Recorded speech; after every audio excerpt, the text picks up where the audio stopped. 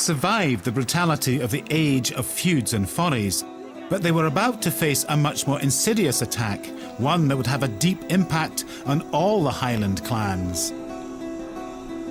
In the early 1600s, James VI of Scotland devised a plan to end clan feuding once and for all. He forced clan chiefs to sign a series of acts designed to curb the lifestyle and traditions they'd enjoyed for generations. Now ruler of Scotland, England and Ireland, King James was strapped for cash. He wanted the Highland clans to help fill the royal coffers.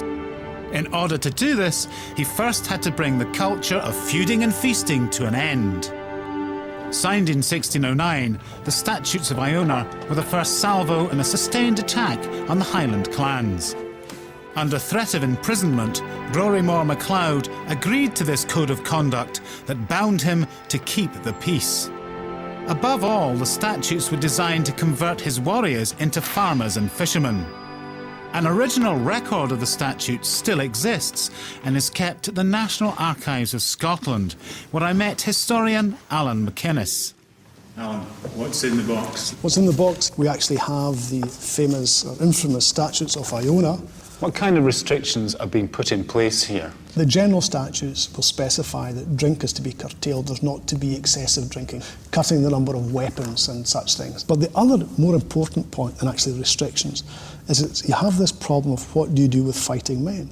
How do you make them productive? And what the statutes are saying is that these people should be declared redundant, as should be other parasitical poet classes. Like the bards? Like the bard, but they didn't contribute to the working of the land. So what these statutes led to, and where there's a much more profound change, is the statutes put emphasis on the productive use of land. Rather than a culture of display? Estate management rather than display.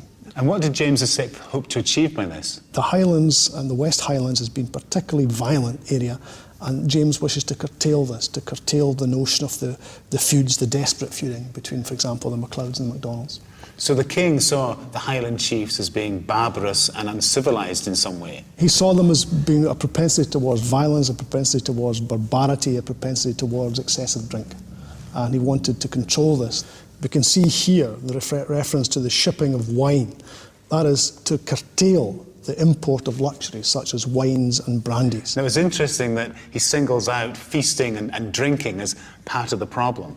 In what sense would you say that this was an attack on Gaelic culture? The state is no longer prepared just to let things go in the peripheries. It wants to keep an eye and keep a check on things. The statute signposts a change in attitude by the state, a state that can now coordinate resources in London, Dublin and Edinburgh to change the world completely for the likes of Rory Moore.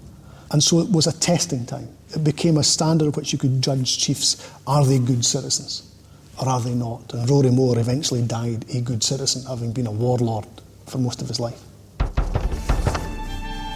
The Statutes of Iona marked the beginning of the end for the old clan system. They were followed in 1616 with another set of even tighter restrictions on the Highland clan chiefs. From now on, clan feuds were settled in the courtroom rather than on the battlefield. The pen had become mightier than the sword, but despite the king's attempts to curb the lifestyle of the clan chiefs, Gaelic culture actually flourished, and by the end of the 1600s was experiencing a golden age. Whilst the fighting was curtailed, celebration through music, poetry and song continued. Under the patronage of the MacLeods, there was an explosion of creativity that helped establish a tradition which remains strong to this day. And nowhere is this more evident than on Skye. Singer and musician Mary Ann Kennedy is keenly aware of just how close we came to losing a unique part of our national identity. Mary Ann, as I understand it, the monarchy in Edinburgh had a deliberate policy of unpicking Gaelic culture. How successful was it? The Statutes of Iona set about anglicising or de-Gaelicising the Highlands of Scotland by taking away all the elements that contributed to that culture, to that clan system, to the structure that allowed these people and that life to exist. And I suppose in many ways it was successful. It attacked the family system of the clan chiefs, it attacked language, it attacked their ability to control their own individual little worlds. It's a miracle that Gaelic language and culture still exists today.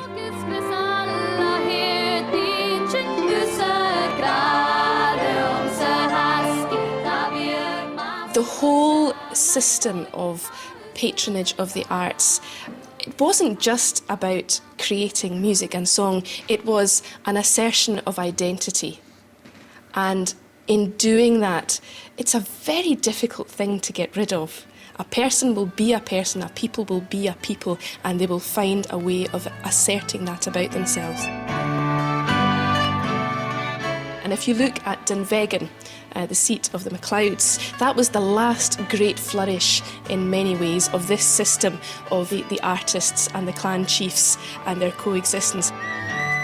Songs and poetry that stem from that century do come right through to today.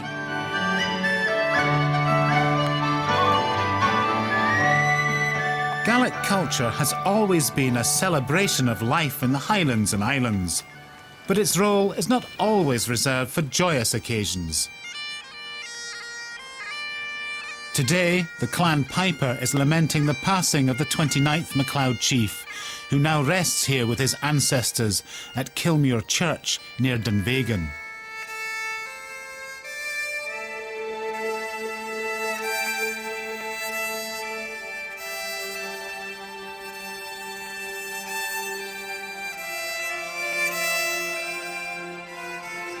A stone having been raised is now unveiled to perpetuate the memory of John MacLeod of MacLeod.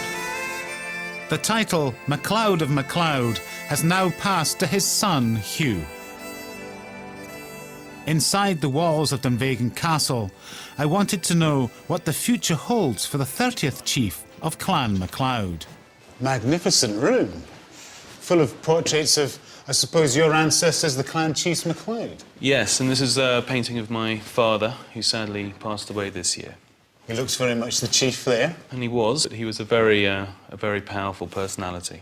So your father was very aware of his Highland heritage that went right back to the early chiefs who were great patrons of the arts. Yes, it started by Alistair Crutach, and my father continued that. He was very proud of that. He had two real passions in his life, and the one was, first was music, and the second was Dunvegan. So he did have a very strong passion for the arts, but he also understood that he had a duty to Dunvegan and being chief of Clan MacLeod. What do you think the role of clan chief and the concept of clanship fits into the 21st century?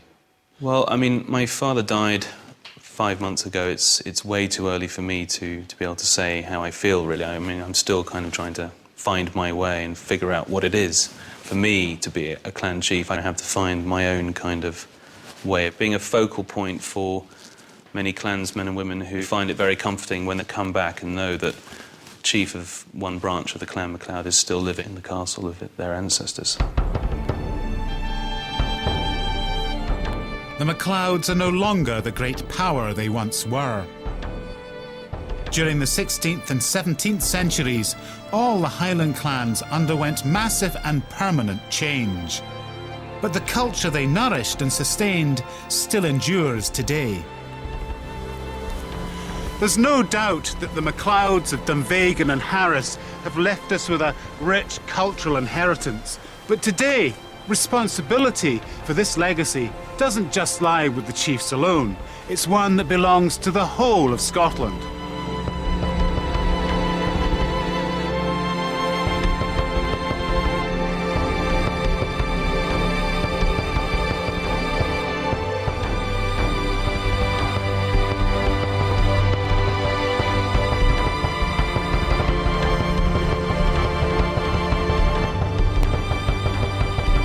Panorama on BBC One Scotland now investigates if Britain could be heading for a financial crisis similar to that in the US. Here on BBC Two Scotland, Nigella's next.